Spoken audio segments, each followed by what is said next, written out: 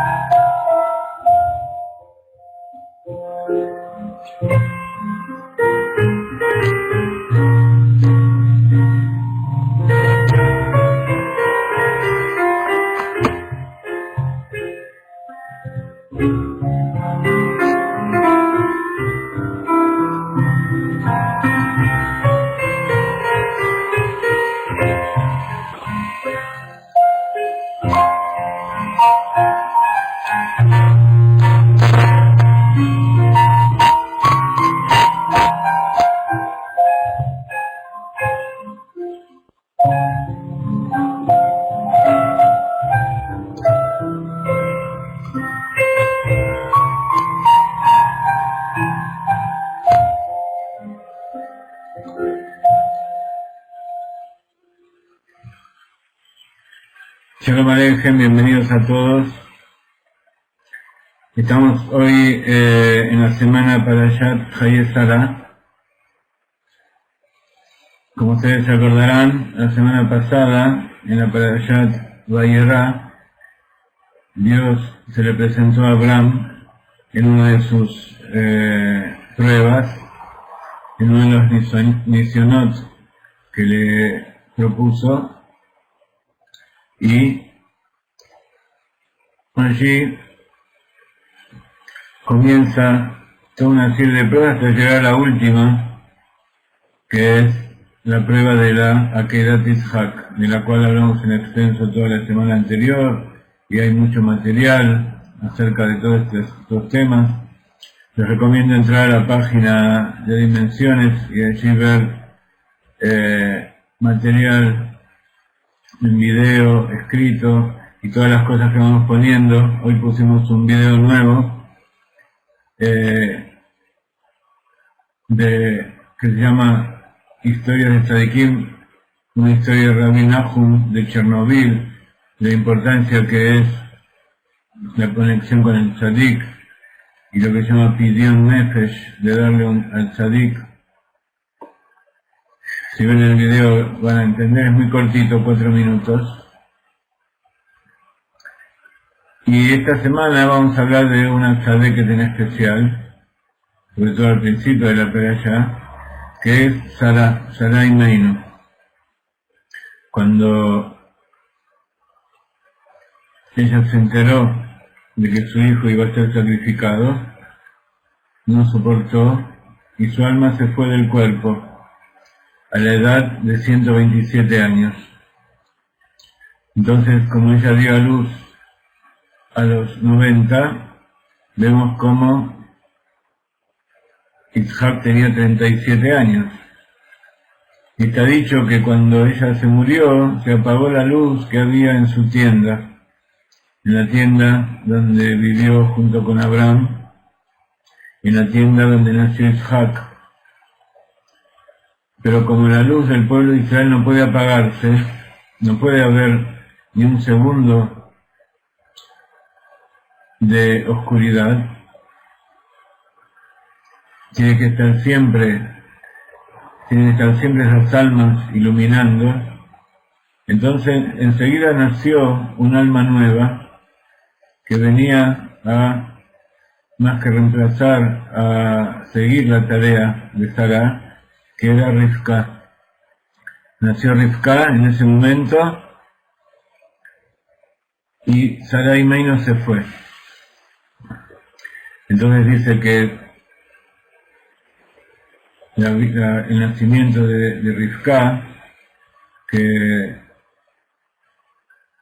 justamente en la perashá cuenta cómo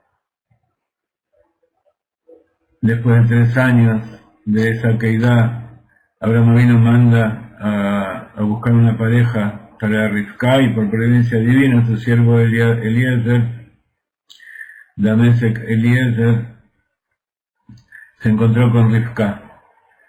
Él lo mandó a buscar pareja a la casa de su familia, a la casa de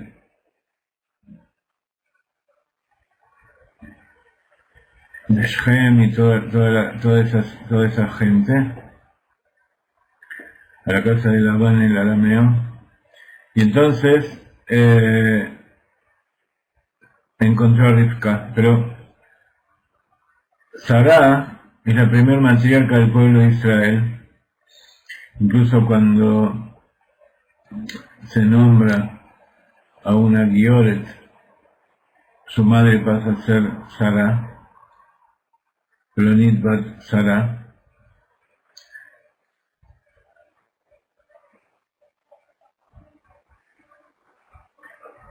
Y vamos a ver cuáles son las características. Como siempre, comenzamos leyendo el texto de la Torá.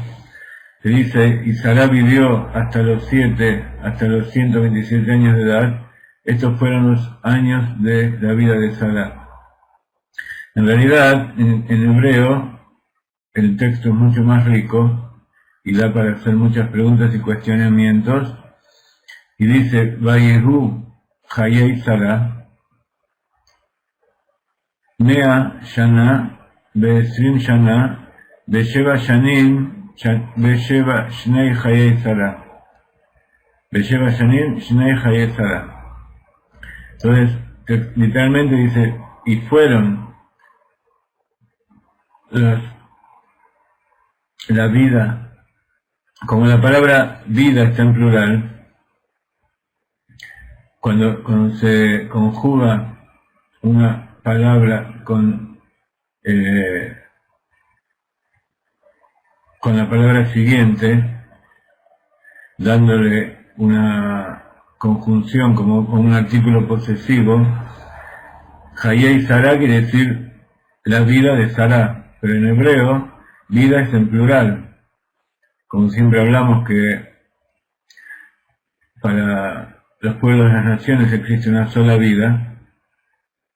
En cambio, para el judío existen muchas vidas. Por eso la palabra vida está escrita en plural. Es el mismo concepto de la palabra maim, que maim es agua.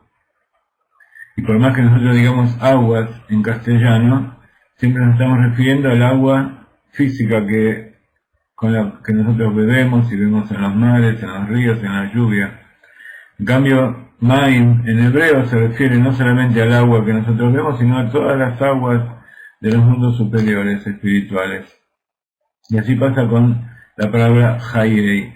Hayei es la contracción de Haim Shel Sará, la vida de Sará. Entonces se contrae diciendo Hayei Sará.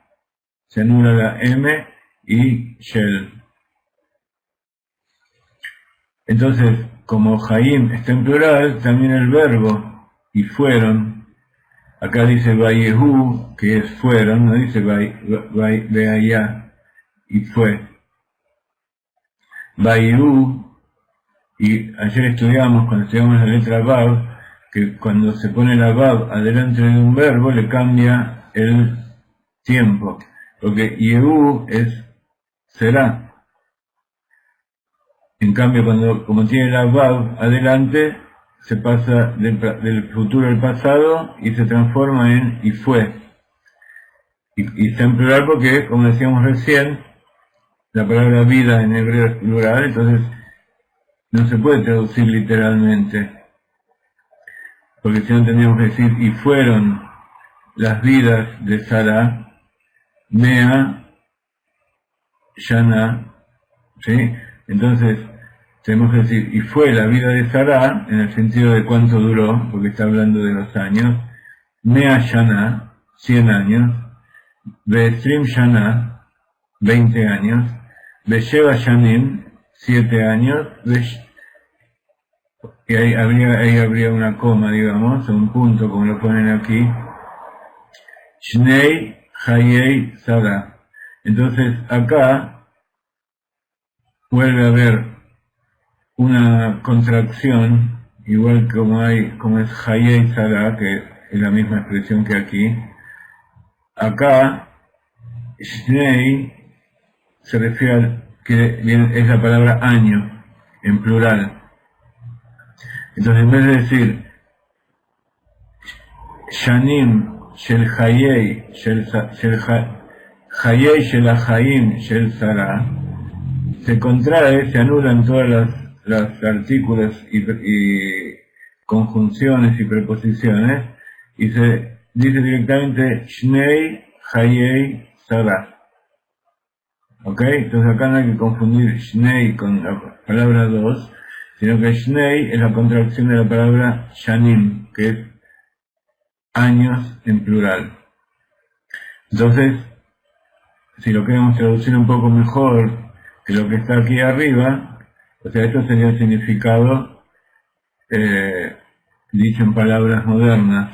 Si lo queremos traducir, no literalmente, pero guardando cierta relación con el texto original, podemos decir, y fue la vida de Sará, o duró la vida de Sará, 100 años, y 20 años, y 7 años.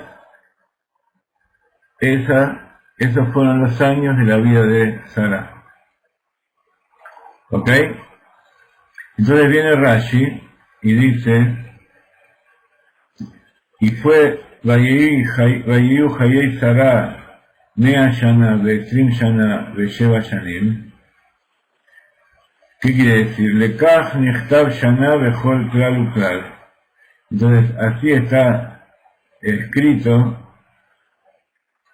los años separados por distintos conceptos. Lomar Leja Shekol Echad Nidrash Liatzmo. Es para decirte, dice Rashi, que cada uno de esas partes de su vida, 100 años y 20 años y 7 años, merecen ser explicados por separado. ¿Y qué significa eso? Bat Mea, que Bat Esrim la Jata, la Het, dice, cuando tenía 100 años, era como cuando tenía 20 años para el pecado. O sea que era limpia de pecado a los 100 años, tal como era limpia de pecado a los 20 años. En hebreo, cuando uno quiere decir un artículo, una característica de una persona, a veces uno dice Baal, por ejemplo Baal Shem Tov, que tiene esa característica, pero cuando se habla de años, Baal significa el amo, pero cuando se habla de años, o de alguna otra cualidad, se aplica la palabra Ben o Bat. Entonces la traducción literal sería hija de 100, ¿sí? Pero en realidad lo que significa esto es que cuando tenía 100 años de edad. 100 años de edad significa esto, ¿sí? A pesar que Bat quiere decir hija y Mea es 100. Entonces por eso siempre que en hebreo ve el contexto donde está escrito, y entonces se va a entender cuál es el significado de las palabras. Entonces, Bat Mea, que Bat Esrim Lahet. Que es como. Entonces, cuando tenía 100 años era como 20 años para el pecado, como dijimos recién. Bat Esrim, ¿qué significa eso? Ma Bat Esrim Lo Hata, Sharei Einam Bat Onshim.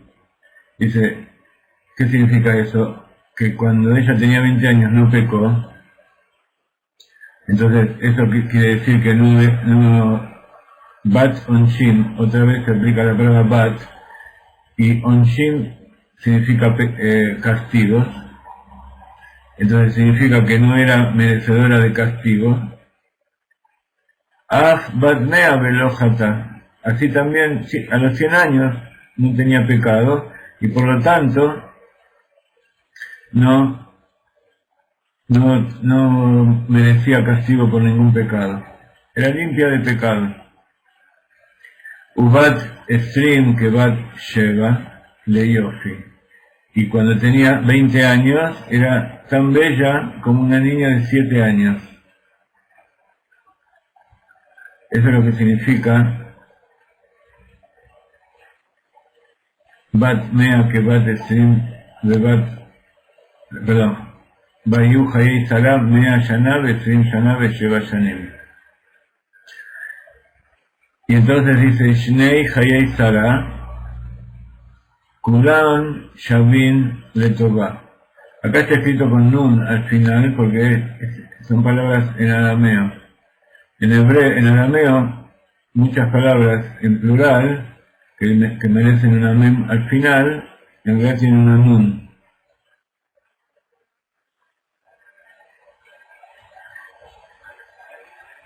Entonces, Kulam Shavim Letová. Entonces, Shnei Hayei Sarah significa, cuando dice la Torah, esos son los años de la vida de Sarah, significa que todos los años eran iguales para bien. ¿Ok? Entonces, cuando uno lee esto, está dicho que el Rashi es lo que tiene que entender un chico de una mentalidad de 5 años. Entonces, cuando empezamos a estudiar todo texto de la Torah, tenemos que comenzar por el Rashi, que es lo primero, lo más simple, la explicación más simple. ¿Ok? Entonces, luego continúa la Torah. Y esto para los que no tienen un Humash normal, kasher, pueden entrar aquí y tienen una traducción que si no es la mejor, por lo menos es kasher. Aquí tienen el estudio diario de la Torah y el enlace que yo les pongo es el enlace para el primer día de la semana, o sea, lo que se debería haber leído el día de ayer. Entonces continúa diciendo la Torah cosas muy importantes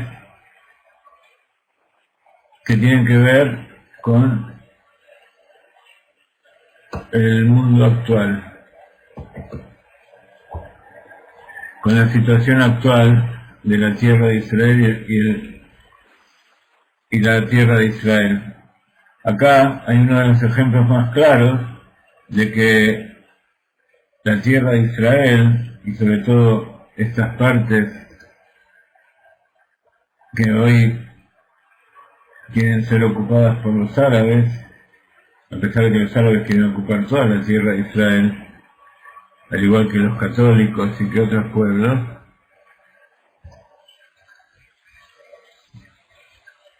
vemos cómo la Torah nos cuenta que Sarah murió en Kiryat Arba, también conocida como Hebrón, en la tierra de Canaán, y allí Abraham vino a exaltar a Sarah y a llorar por ella, vino a despedirla y a decir sus últimas palabras de despedida.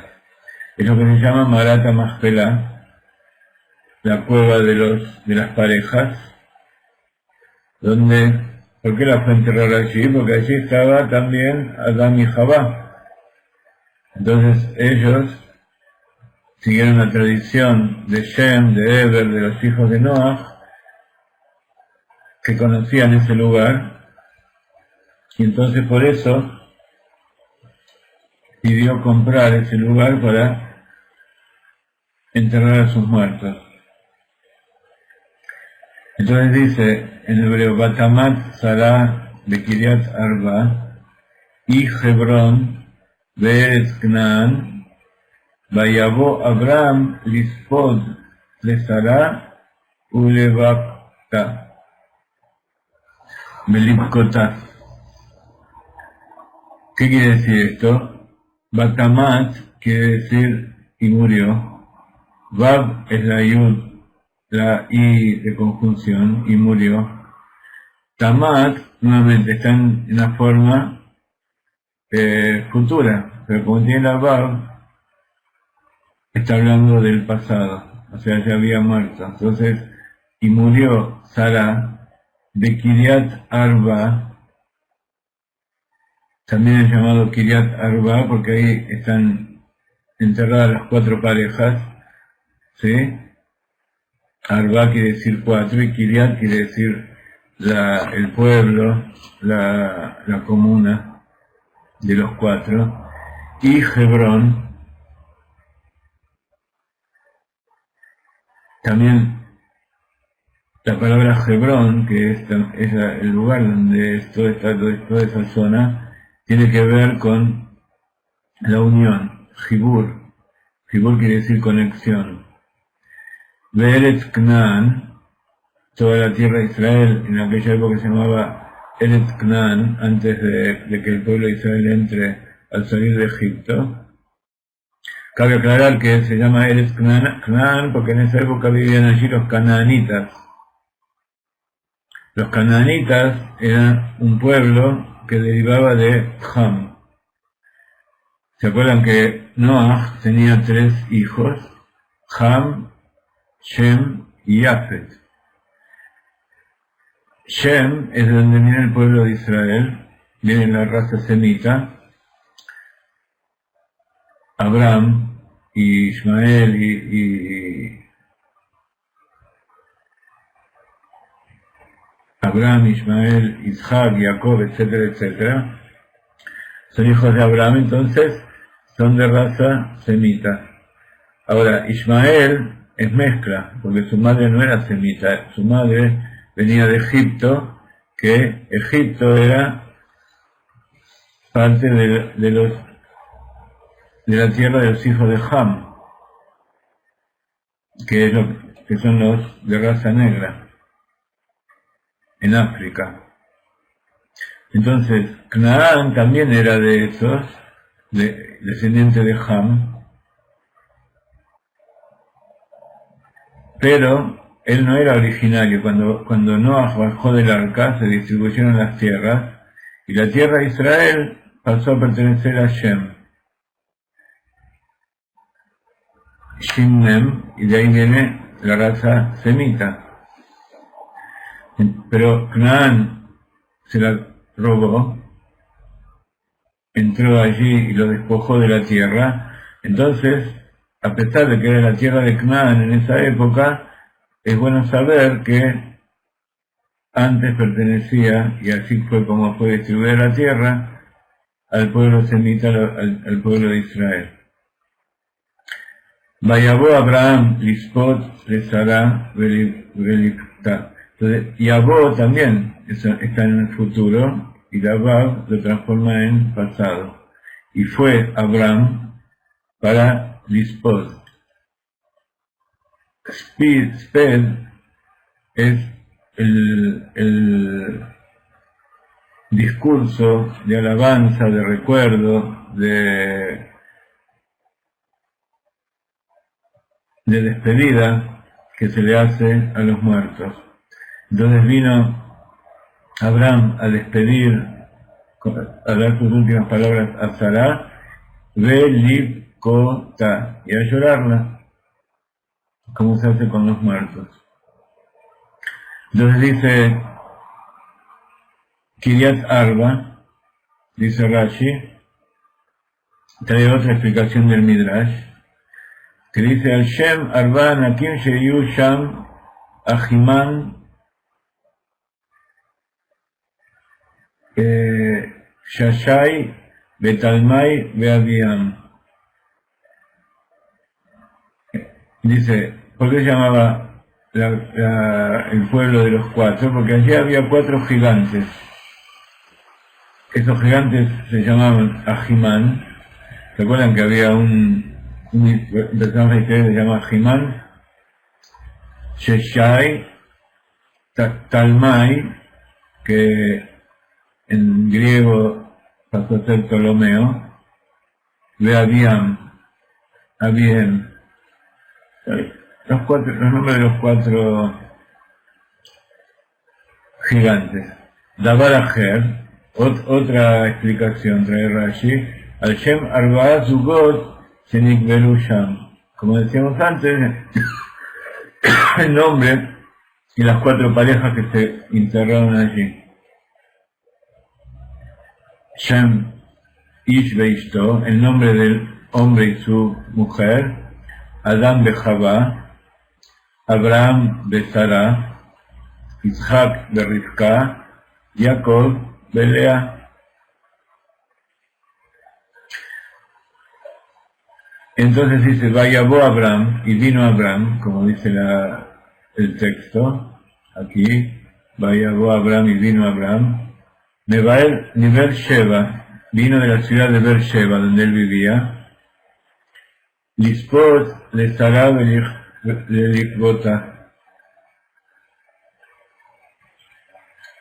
Lipkota, para darle su despedida a Sarai y llorarla. Benismeja mitad Sarai Akidat Ishak. Y acá dice que está junto en la Torah, a pesar de que son 2 parashot separadas, en el texto de la Torah escrita, las historias de la muerte de Sarai y del sacrificio de Ishak están una continuación de otra. Porque dice Rashi, Lefi Shalidei Besorat Akedah, Shenizamen Bana Leshchita, Kimat Shelo Nishchat, Parja Nishmata Mimena Umeta.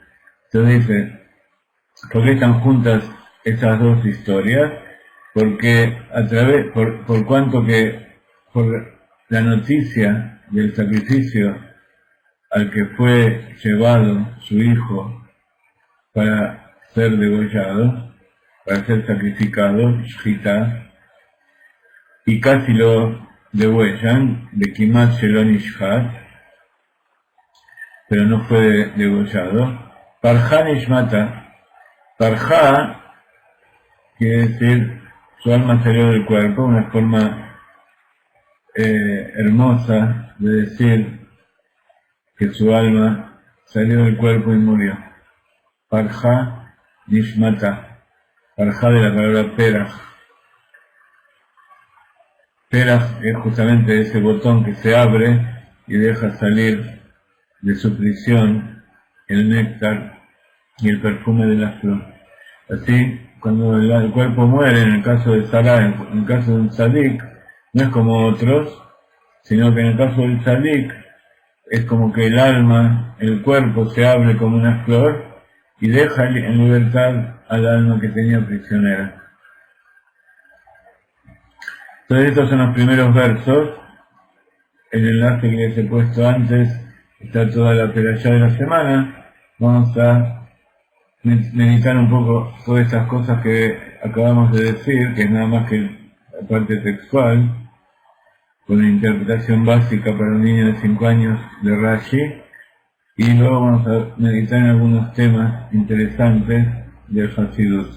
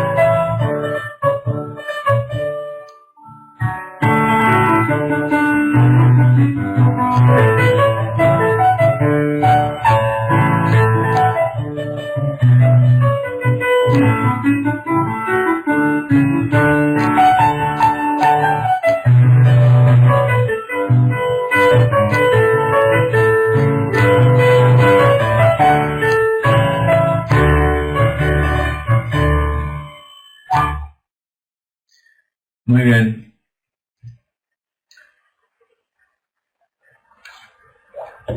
Dice el Rebbe, en una meditación hasídica acerca de la Perashat Hayé Sarah,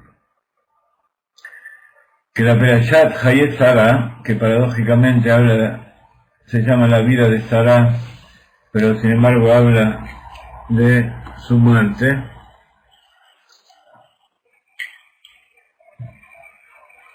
dice 100 años y 20 años y 7 años. Kulam Shabot Shavim Letová. Todos son iguales de buenos. Sin embargo, la Torá no nos cuenta cuáles fueron las acciones, los actos y la función de toda su vida.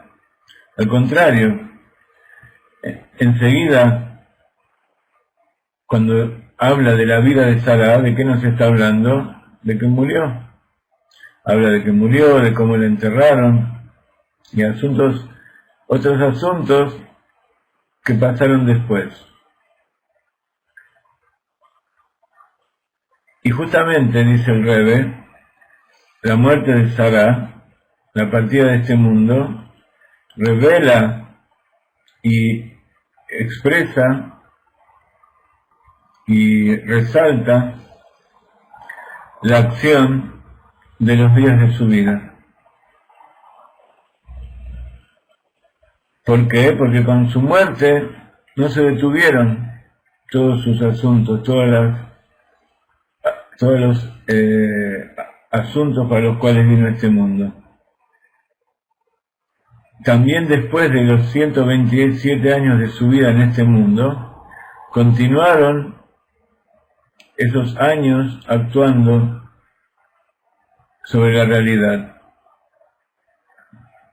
Y por eso, de esta manera, se reconoce más todavía su grandeza,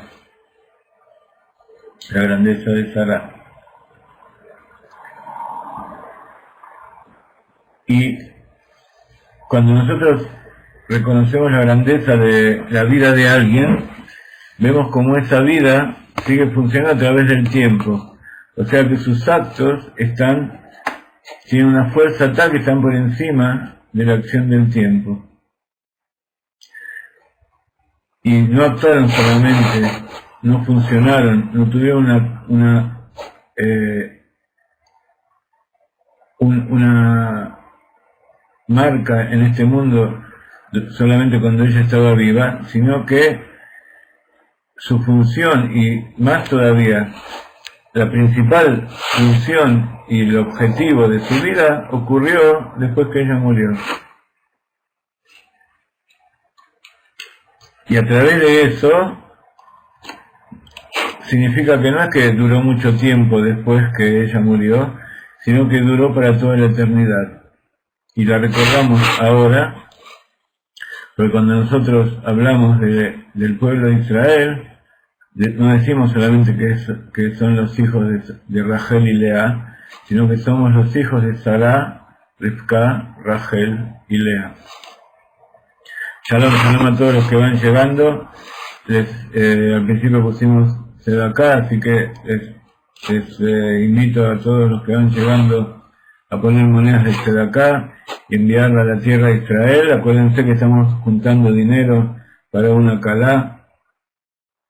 Y estamos juntando dinero para algo muy importante, algo que posiblemente hace unos años nunca se nos hubiera planteado, que es hacer un instituto aquí, un lugar donde recibir a gente.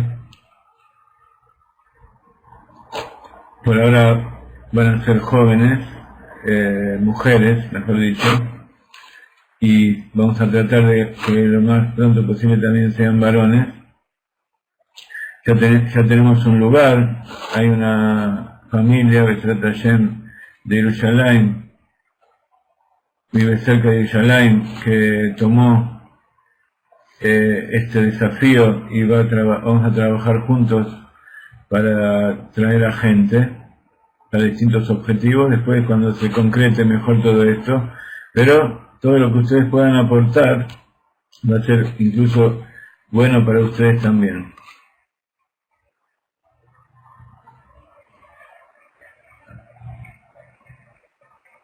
Leemos en el transcurso de la Perashá que cuando murió Sara,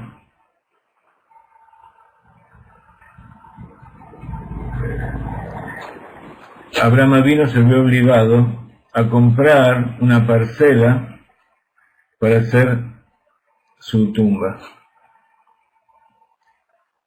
Y entonces, ese fue el comienzo de la conquista y de la población en forma revelada de la tierra de Israel. Entonces la conquista de la tierra de Israel no comenzó con la entrada del pueblo de Israel después de Egipto, después de los 40 años en el desierto, sino que este es el momento, justamente, y por eso vemos la grandeza de la muerte de Sara, que está asociada íntimamente con la pertenencia, la conquista, la población de la tierra de Israel por parte del pueblo judío. A pesar de que la tierra le fue prometida a Abraham ya antes de esto, como vimos en la parasha anterior, y Akadosh Baruj Hu le ordenó a Abraham que empiece a caminar por ella, de todas maneras había pueblos que estaban que no reconocieron este hecho de que la tierra nos pertenece a nosotros. A través de la muerte de Sara, cuando se compró Marata Machpelah, la cueva de las parejas en Hebrón,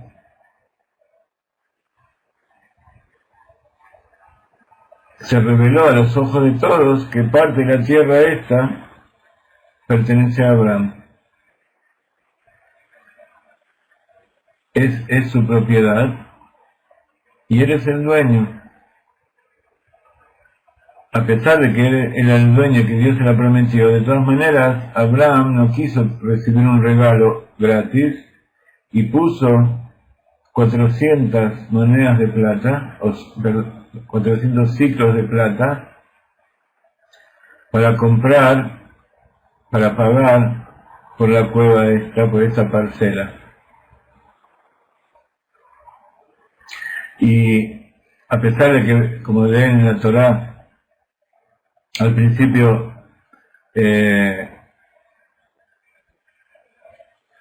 no le quisieron recibir el dinero, porque justamente ellos le querían decir que era parte de la familia, que pertenecía a que eso era parte de ella, que no se hagan problemas. Eso significaba que esa tierra iba a seguir perteneciendo a la familia de los padres de Sara, pero no a Sara misma y a su marido, o sea, a los primeros judíos. Entonces, Abraham vino, que era muy inteligente y sabía negociar, supo convencer a la gente que vivía allí para que reciban el dinero. Entonces, esta es la inteligencia del pueblo de Israel, que es importante dar un pago por las cosas que uno adquiere, a pesar de que se las quieran regalar. Siempre tiene que haber algo a cambio. Y entonces, adelante de toda la gente, se firmó un pacto y se supo cómo esa parcela era de Abraham Avinu, que la pagó con dinero completo, y entonces ya era un hecho que no podía ser negado por nadie. Entonces, el Rebbe nos trae esta enseñanza. Cuando se habla con los Goim, o sea, con esta gente que quiere aprovecharse del pueblo de Israel,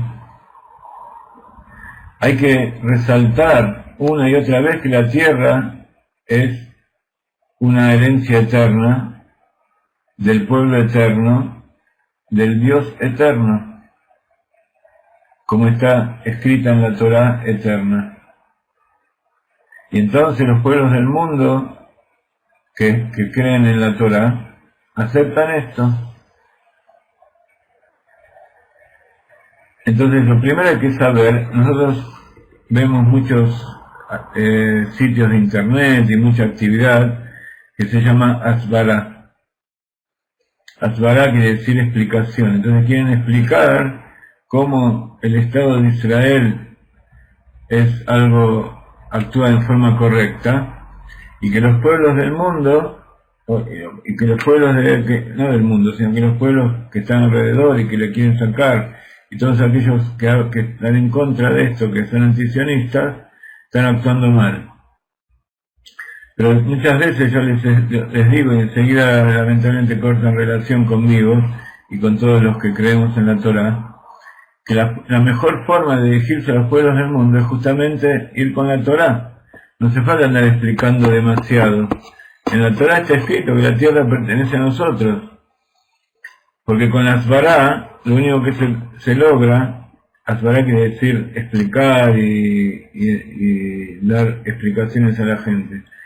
Con las explicaciones lo único que se demuestra es que en realidad hay cierta parte de verdad en lo otro. Entonces tenemos que estar explicando.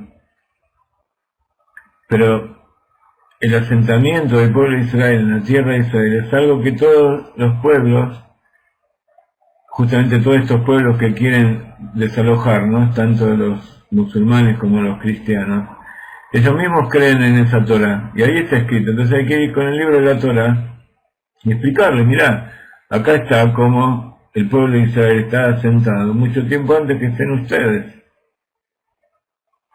Justamente ¿por qué? Porque así dice el Rambam, ¿cómo puede ser que se creó el cristianismo y otras religiones? Porque una de esas es porque ahí está escrito el tema del Mashiach, entonces se le inculcó, aunque sea en forma negativa, la idea de que va a venir un Mashiach. Pero además, no tiene más remedio que aceptar que la Torah es verdad. Últimamente, y durante todas las generaciones también, los papas y muchas personas que querían justificar sus métodos empezaron a hacer cambios y quemaron libros y interpretaron y tradujeron en forma incorrecta como para justificar, pero cualquiera que lee la Torah en forma literal, sin demasiadas explicaciones, pero en el texto original, sabe que la tierra de Israel pertenece a los judíos. Y no solamente, como dice el Estado de Israel, esta partecita que le dio la ONU cuando se independizó, sino, como decíamos el otro día y como está en el video de la Parashat de Lech que tiene la parte de la conferencia que dio el Rabben Eilat hace poco, en la Parashat de Lech, hace 2 semanas, allí está dicho que desde que Dios le prometió que desde el Nilo, que es el gran río de Egipto, hasta el Éufrates, esa es toda la tierra de Israel.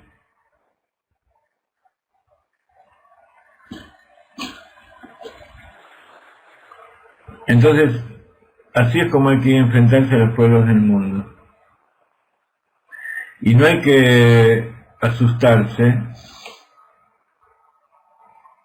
de que el pueblo de Israel sea un pueblo pequeño y que todavía tienen miedo de decir en forma abierta toda la verdad, que la tierra de Israel es nuestra.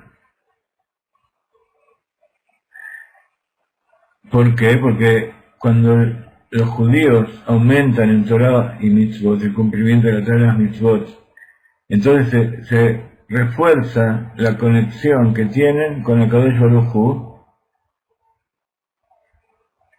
y entonces se consigue algo básico, que es que el propio judío reconozca su conexión con Dios y con la tierra de Israel. Porque todo el problema de esto es que los propios judíos no reconocen su propia conexión. Entonces tenemos que decir este hecho con toda la firmeza, porque así está escrito en la Torá, y así todos van a entender y van a estar de acuerdo que no se puede poner en duda nuestro dominio de la tierra en que vivimos. Este es un extracto de una conferencia del Rebbe de Lubavitch del año 5748, o sea, hace 25 años. Y por supuesto todo esto hace mucho tiempo que ya lo decían de antes los Rebbeim.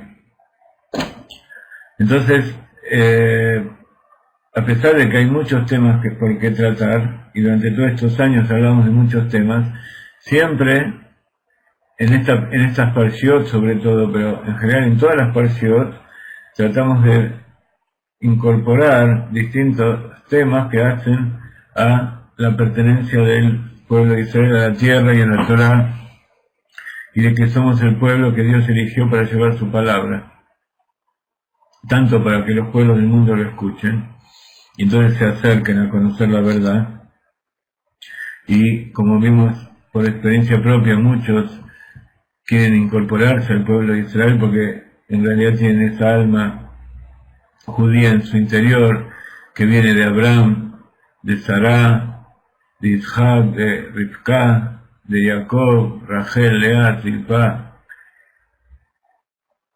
y Bilá, y de las 12 tribus. Una meditación y volvemos.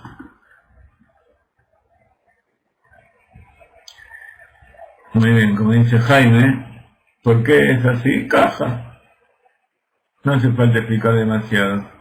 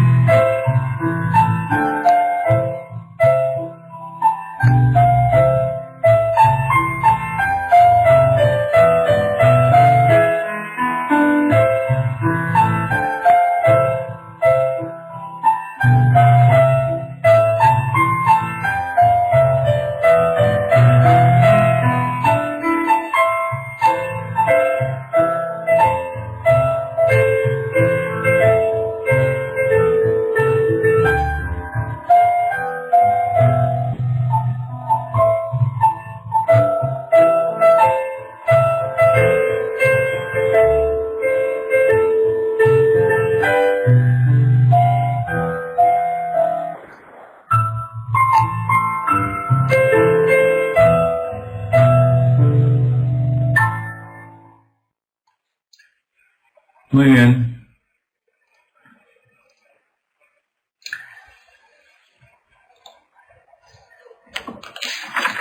Estábamos hablando de los años de la vida de Sarah.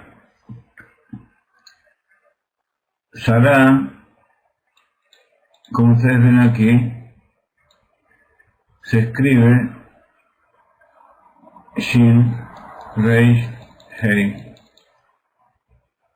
Y ahora vamos a ver que tiene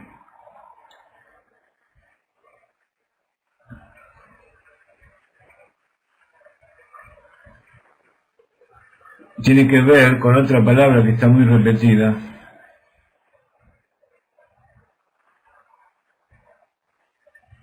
En esta perashá, y que tiene que ver con estas letras de Sarah. Entonces, este verso que comienza la perashá hace hincapié en la cantidad de años. Y así explica el Zohar que el nivel de los años de la persona refleja la esencia de la persona y su servicio a Dios. Y entonces Sarah tuvo el mérito de que a través de todo del servicio, de todo el trabajo que ella hizo a Dios,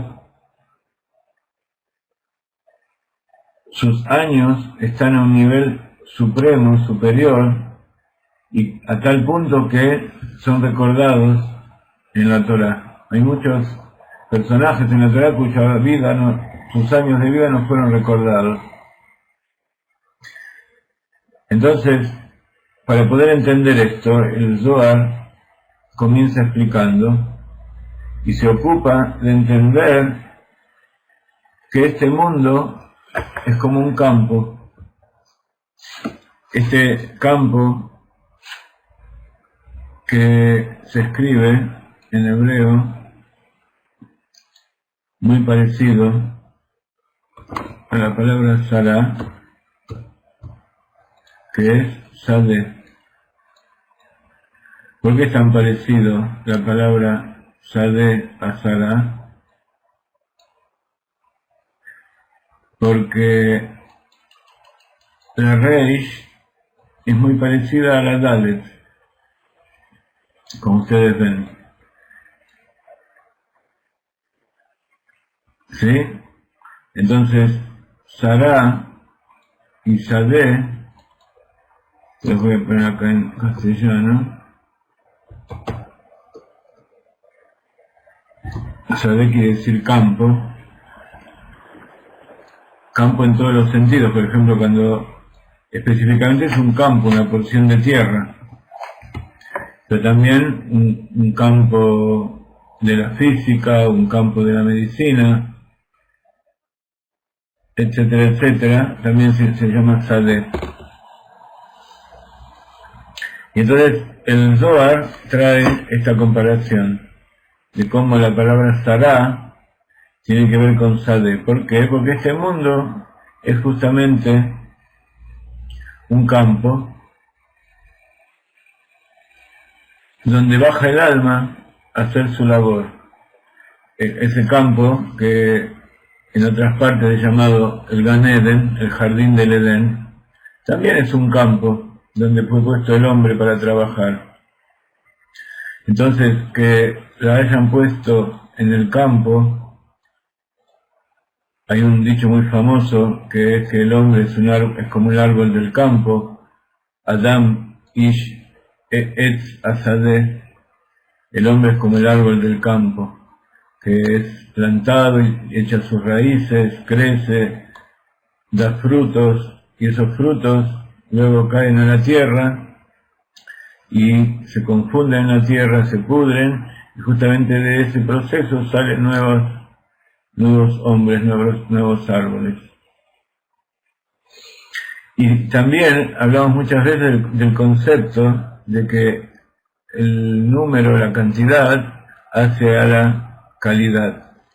Por un lado, cuando hablamos en Kabbalah acerca del rey, decimos que cuanto más personas, cuanto más súbditos tiene el rey, más honor, más grande es el rey. Y por otro lado, cuando hablamos de química, decíamos que los elementos químicos, por ejemplo, el hidrógeno,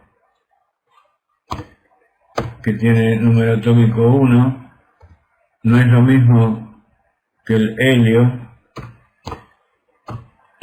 que tiene número atómico 2, no es lo mismo que el carbono, que tiene número atómico 6, ¿sí? Eso es algo simple. Durante todas las generaciones se vieron que el mundo está compuesto de distintos elementos químicos, que hace 200, 300 años se pudieron identificar. Antes a lo mejor había compuestos que no se sabía que estaban compuestos de distintos elementos químicos y se los consideraba un elemento en sí mismo. Después se vieron que eran composiciones de carbono con oxígeno, con hidrógeno, etcétera, etcétera, fósforo y todos los demás. Entonces acá vemos también cómo la cantidad, porque el número atómico refleja la cantidad de protones que tiene un elemento químico, hace a la calidad. Entonces, también en física se utiliza la palabra campo para los campos magnéticos, los campos electromagnéticos, el campo de gravedad, o sea, todo ese espacio que es afectado por una determinada fuerza de la naturaleza. Entonces hay muchos conceptos de campo y que justamente tiene que ver con la energía que se aplica sobre determinado espacio para hacer una tarea. Entonces, justamente el hecho de que el alma de Sará, como explicamos antes, vino a este mundo a hacer una tarea en ese campo y fue enterrado en el campo de Machpelah, en el Sadeh que compró Abraham, significa que incluso después de muerto esa alma sigue dejando un campo de energía, como decíamos antes. No es simplemente un recuerdo o un efecto de sus obras, sino que el alma misma sigue actuando en ese lugar que nosotros llamamos la tierra.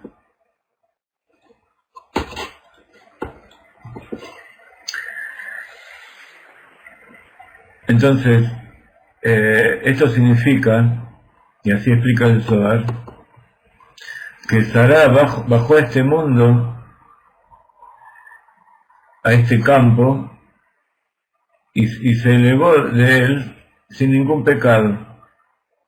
Y entonces por eso ella pudo pudo vivir una vida elevada, una vida superior, excelsa. Y cuando nosotros hablamos de la vida excelsa nos referimos al Gan Eden. Y entonces así hablamos de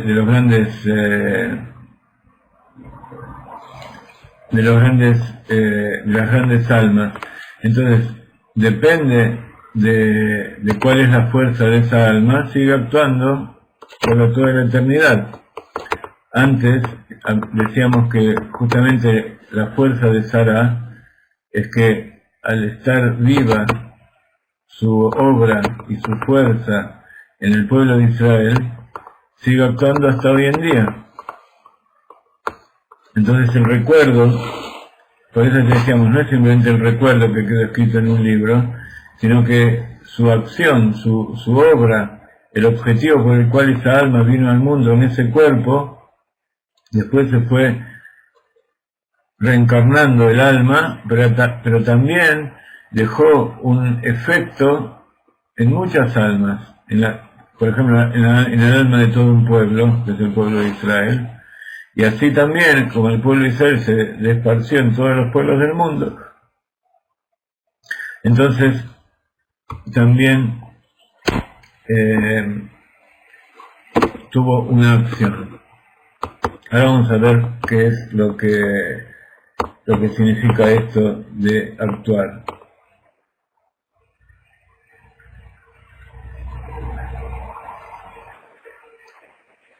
Dice entonces el Zohar que la fuerza de Sará fue que justamente el mérito de todas las obras que ella hizo perduraron después de su muerte y siguieron actuando más todavía cuando ella murió en su herencia, y eso es lo que la mantuvo en vida después que ella fue enterrada.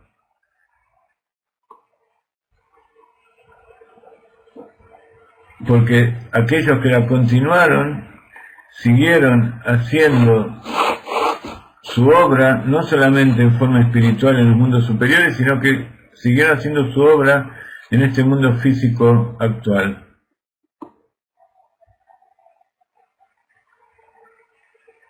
Entonces, estas palabras del Zohar tienen una nueva luz en nuestra época, si se entiende y analizamos un poco el concepto de la palabra Sadeh, dice el Rav Ginsburg, porque justamente aquí no es casual.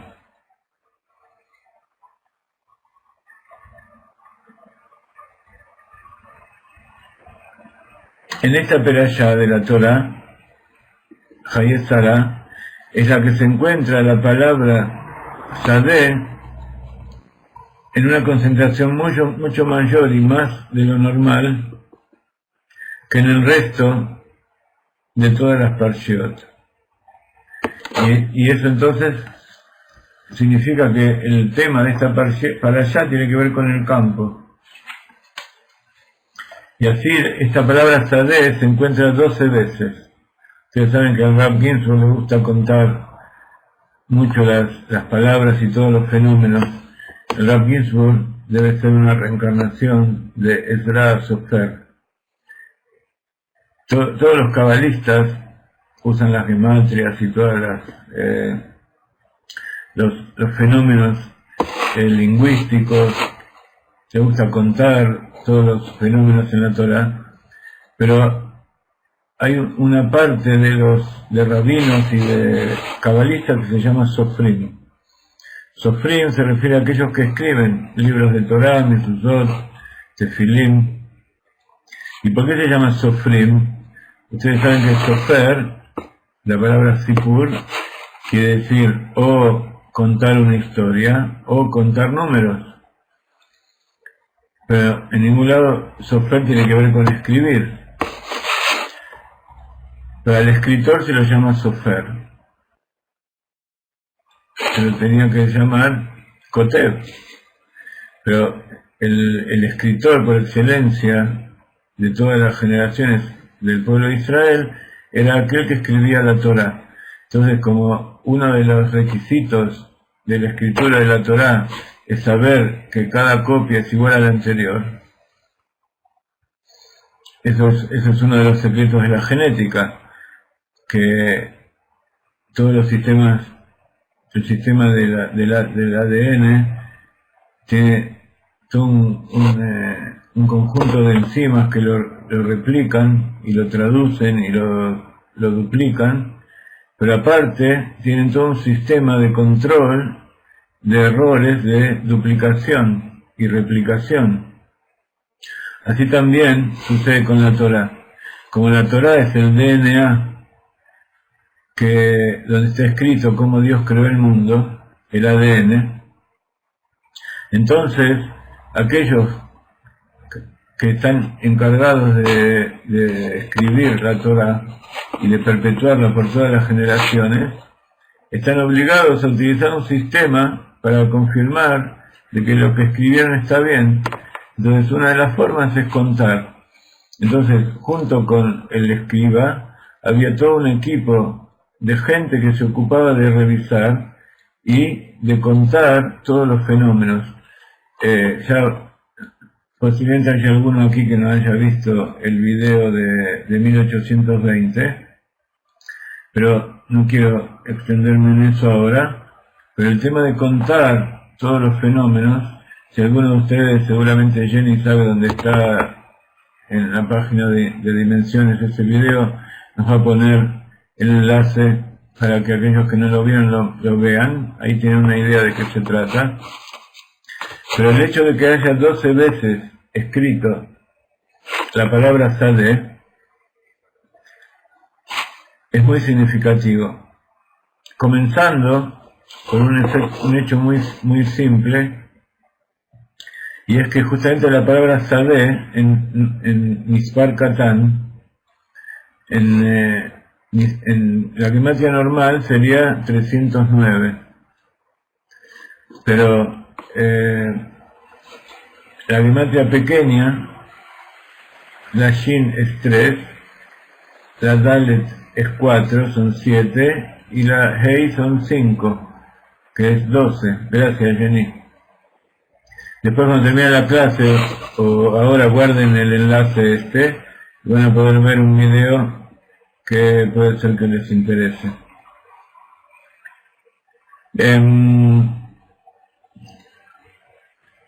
Entonces, la palabra Sadeh tiene gematria Taná 12, que es justamente la cantidad de veces que figura esta palabra en esta perashá.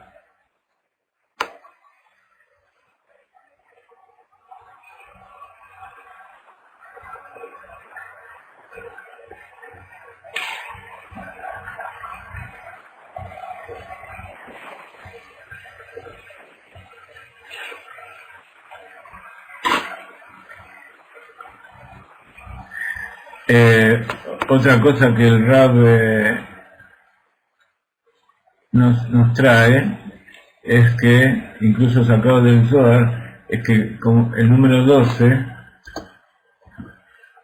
es 3 por 4, entonces alude 3 a las 3 patriarcas y 4 a las 4 matriarcas, que al multiplicarse dieron las 12 tribus.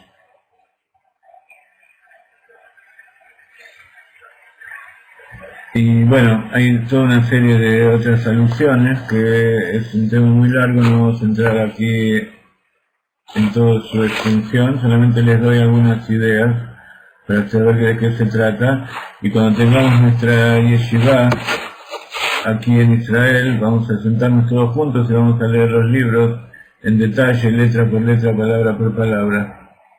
Por ahora les doy una visión general. Entonces, el Zohar, dice el Rab, nos está pidiendo que busquemos esta palabra Sadeh y sigamos encontrando nuevos significados.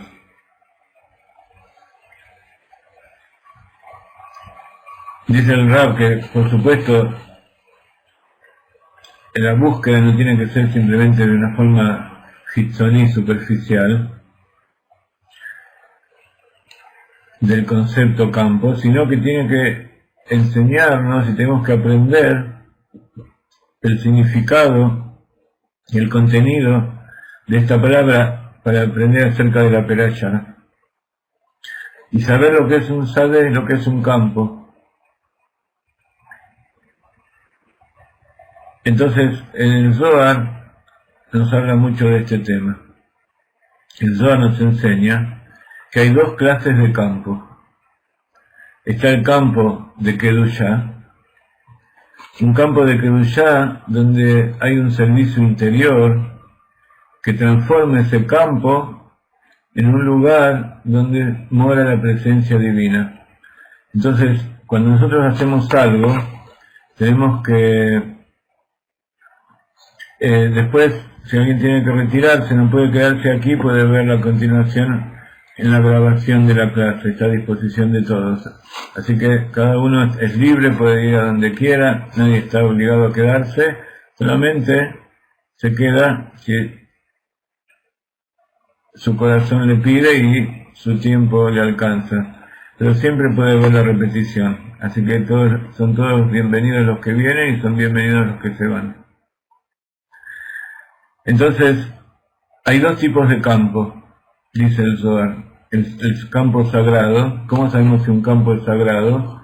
Porque a través del trabajo que nosotros estamos haciendo, mora la presencia divina. ¿Cómo sabemos si mora la presencia divina? Porque hay bendición, nosotros hacemos cosas buenas, y entonces en ese lugar donde se hacen cosas buenas, siempre Dios está presente.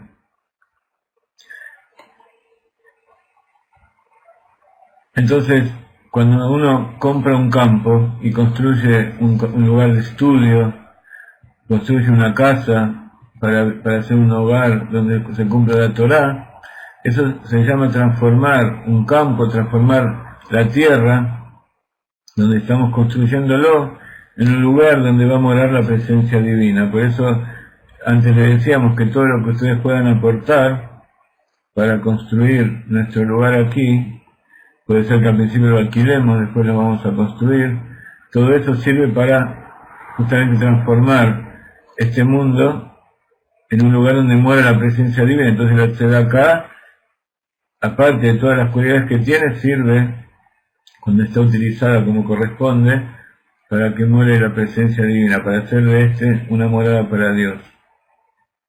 Entonces, cuando se mora la presencia divina, se revela en él el campo supremo, el campo de allí arriba, que es el Gan Eden, que se llama Sadeh Asher Barhu Abaya. El Gan Eden se llama el campo bendecido por Abaya. Así está escrito en el Midrash, en Bereshit Rabbah.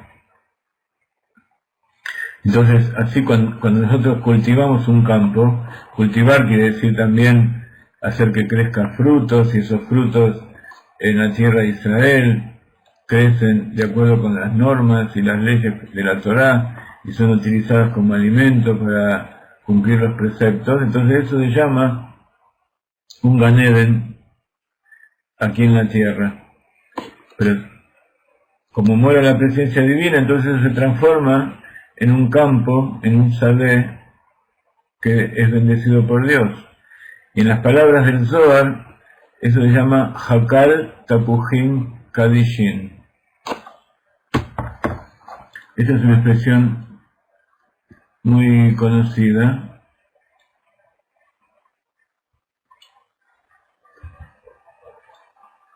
Perdón.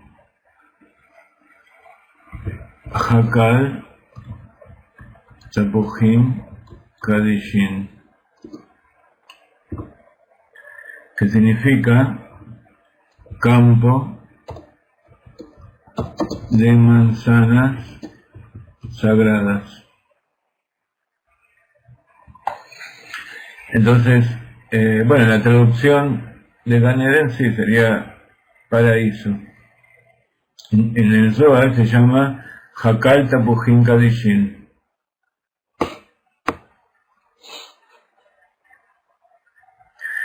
Y por otro lado, esta era una de las categorías de campo. Por otro lado está el otro campo, que es el campo negativo, que no hay un trabajo interior para la rectificación, para la depuración, sino que es un lugar donde se realizan todas clases de cosas negativas y depravadas e impuras. Entonces, por eso la tierra de Israel se llama un campo de batalla, Eretz Krab, un campo de batalla donde se está luchando constantemente con estos dos campos de energía. Los campos de energía del dominio, donde cada uno de estos factores negativos y positivos tratan de dominar. Entonces cuando es un campo que está vacío, donde se ha eliminado todo el trabajo interior que uno realiza, de refinamiento del pensamiento, de las cualidades del corazón, de las acciones, se llama un campo, esa tierra de Israel se transforma en un campo de víboras y escorpiones. Y eso sucedió cuando no moraban los judíos.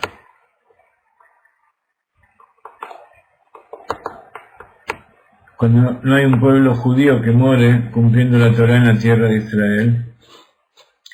Y entonces hay toda serie de moradores que hacen de esta tierra un desierto, como vimos durante todos estos años. Entonces ese campo, Kadosh, se transforma en un campo Trefá, Taref, un campo prohibido, desconectado. Taref quiere decir cuando un animal salvaje despedaza a un animal, entonces ese animal no se puede comer, está estrefá. Entonces, de acuerdo a todo lo que nosotros hablamos ahora, vemos cómo se anulan todas esas cosas, a través de anular todas las cosas malas. Por eso explicamos muchas veces que el pueblo de Israel, cuando llegó a la tierra de Israel, lo primero que hizo era desterrar la idolatría. La idolatría es una de esas cosas que se llaman impuros y transforman no solamente la tierra de Israel, sino a toda la tierra y a todas las personas en impuros, en opuestos a la voluntad de Dios. Entonces lo primero que uno tiene que hacer, acá me preguntan cómo se anulan haciendo teshuvá, reconociendo que uno está haciendo cosas que no corresponden y dejando de hacerlas y empezar a hacer cosas buenas. Siempre el camino de Hasidut es empezar a hacer cosas buenas y automáticamente uno va dejando las cosas malas. Pero la teshuvá en sí es justamente arrepentirse de lo que uno hizo, decidir no hacerlo más y empezar a acercarse a Dios, a hacer cosas positivas. Esas cosas positivas están compuestos de preceptos negativos y positivos. Los preceptos negativos también son positivos. ¿Por qué? Porque un precepto negativo, por ejemplo, es alejarse del mal. Entonces, negativo por negativo es positivo. No matar. Matar es negativo y no es negativo. Entonces, cuando se juntan, se transforma en algo positivo. Vamos a decir algunas últimas palabras, pero creo que el concepto está expresado aquí. Vamos a darnos por satisfechos. Entonces, cuando uno realiza cosas que están en contra de la Torá, o sea, los pueblos del mundo no cumplen con los 7 preceptos, no hacen un trabajo interior para refinar, porque así como los judíos, la mayor parte de los judíos somos gente que estuvimos dentro de este mundo y el ser humano es pecador, pero uno tiene que saber que está pecando y tiene que tratar de salir de eso, pedirle a Dios, rezarle y Dios lo va a ayudar. Y así también el que no es judío tiene que estudiar lo que son los 7 preceptos y, como siempre decimos, para poder entrar en un nuevo universo hay que olvidarse del universo anterior. Si uno no se puede olvidar, entonces por lo menos que trate de aumentar lo más posible en el estudio de cosas buenas, y entonces eso va a hacer que se vaya vaciando el recipiente. Generalmente cuando uno quiere limpiar un vaso, tiene 2 formas: saca lo malo que hay y pone otra cosa, pero hay veces que por más que uno lo saque y limpie, nunca se termina de salir. Entonces hay que tratar de sacar lo más que uno pueda, pero de todas maneras lo mejor es ir poniendo agua limpia, y esa agua limpia va a ir limpiando toda el agua sucia que había antes. ¿Ok? Entonces, cuando es un campo donde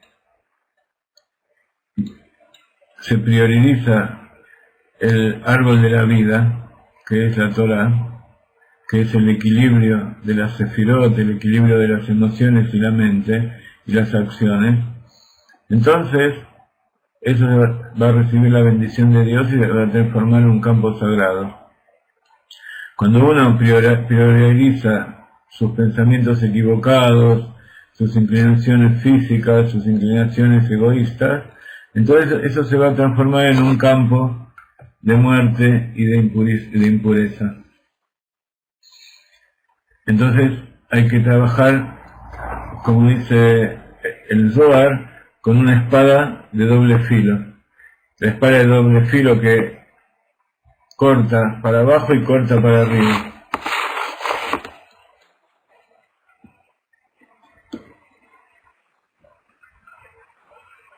Entonces,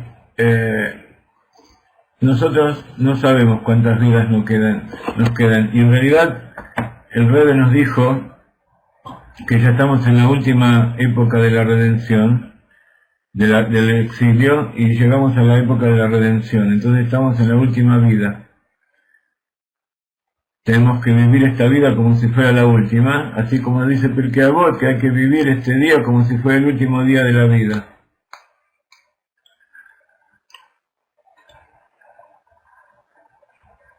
¿Ok? Entonces no nos conforma que Dios nos dé más oportunidades. Seguro que Dios nos va a dar más oportunidades, pero ya no nos quedan más vidas.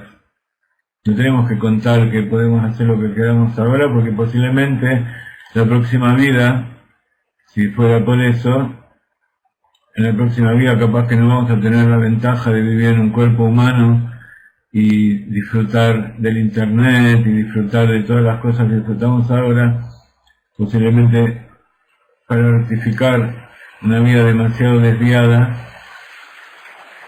la reencarnación sea en un animal que no sea muy de nuestro agrado y tengamos que dar gracias si nos pasamos toda una nueva vida comiendo pasto. Pero bueno, nos despedimos así.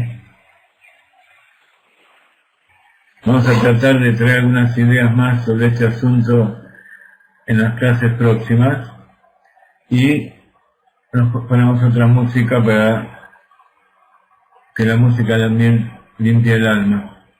Hay que ir sacándonos la apetencia por las músicas extravagantes y egoístas que son nada más que para hacer dinero o para tratar de influenciar a los demás hacia caminos no correctos, y ir metiendo la música de los grandes tzadikim, la música hasídica, la música que sirve para que el alma se divierta y no simplemente los oídos y el cerebro.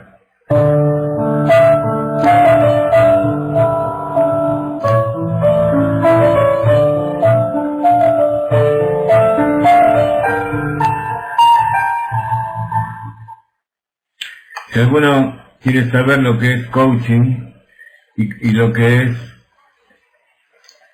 meditación, toda esta clase ha sido de coaching y meditación. Todos han recibido seguramente alguna enseñanza que les sirve para contestar sus preguntas, para contestar sus dudas acerca de qué camino seguir.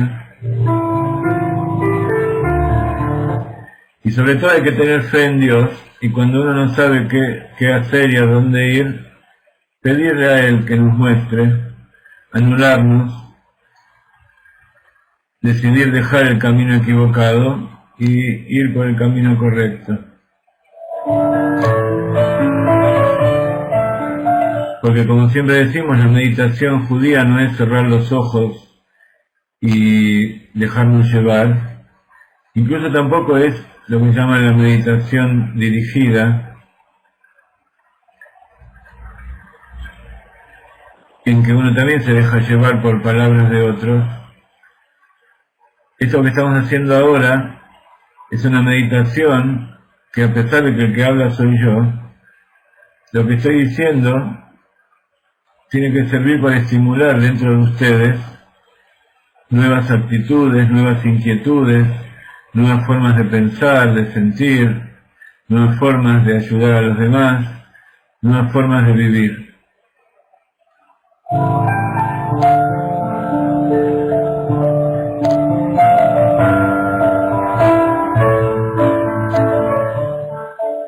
Este viernes es el Brit Milá de mi nieto y yo soy el Sandak, así que todos los que quieran colaborar con la fiesta y con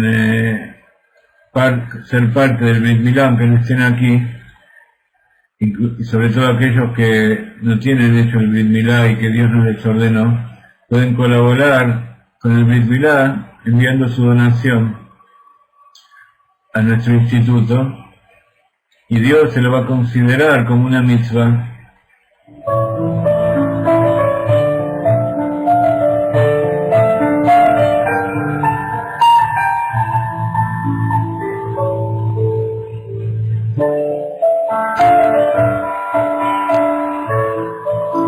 Si no saben cómo hacerlo, escriben a admin@galinay.org.